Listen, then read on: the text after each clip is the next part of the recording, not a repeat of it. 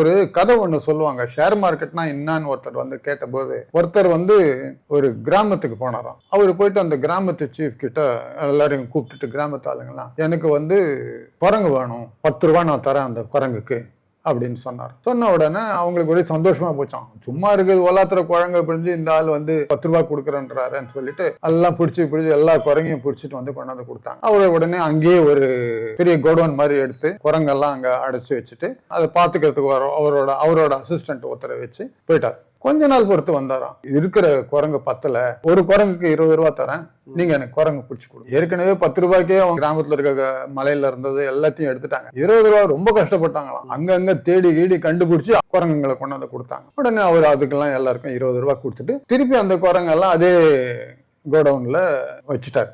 அப்புறம் கொஞ்சம் 2-3 வீக்ஸ் ஆச்சு. கேர்டேக்கர் இருக்கான் இல்லையா, அவன் சொன்னானா அந்த கிராமத்து ஆளுங்கிட்ட, அடுத்த தடவை வந்து 50 ரூபா கொடுப்பாரு இந்த குரங்குங்களுக்கு, ஆனா குரங்கே கிடையாது.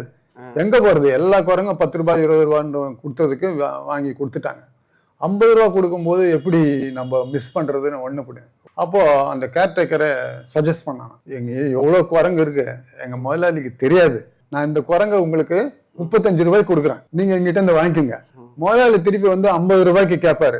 50 ரூபாய் கேட்கும்போது நீங்க அந்த கொடுத்துருங்க, கொடுத்துட்டீங்கன்னா உங்களுக்கு 15 ரூபாய் லாபம் இல்லையா அப்படின்னு. எல்லாருக்கும் ரொம்ப சந்தோஷம். நல்ல ஐடியா போட்டுக்கிட்டு 10 ரூபாய் 20 ரூபாய்க்கு கொடுத்த குரங்கையே 35 ரூபாய்க்கு இவங்க திரும்பி வாங்கி எல்லாம் அவங்கவுங்க வீட்டுல வச்சு பத்திரமா வச்சிருந்தாங்களாம். ஒன் ஃபைன் டே கேர்டேக்கர் ஊரை விட்டு போயிட்டாங்களாம். சரி, இவங்க 10 ரூபாய்க்கு வித்த ஷேரை எடுத்துக்கோங்க, 10 ரூபாய்க்கோ 20 ரூபாய்க்கோ வித்த ஷேரை நம்ம திருப்பி 35 ரூபாய்க்கு வாங்க. ஏன் வாங்குறோம், திருப்பி விலை ஏறும்னு வாங்குறோம். அதாவது 50 ரூபாய்க்கு யாரோ ஒருத்தன் வந்து அந்த குரங்கு வாங்குவான்னு சொல்லிட்டு நம்ம அது 35. இதுதான் ஷேர் மார்க்கெட்ல எல்லாரும் பண்றோம்.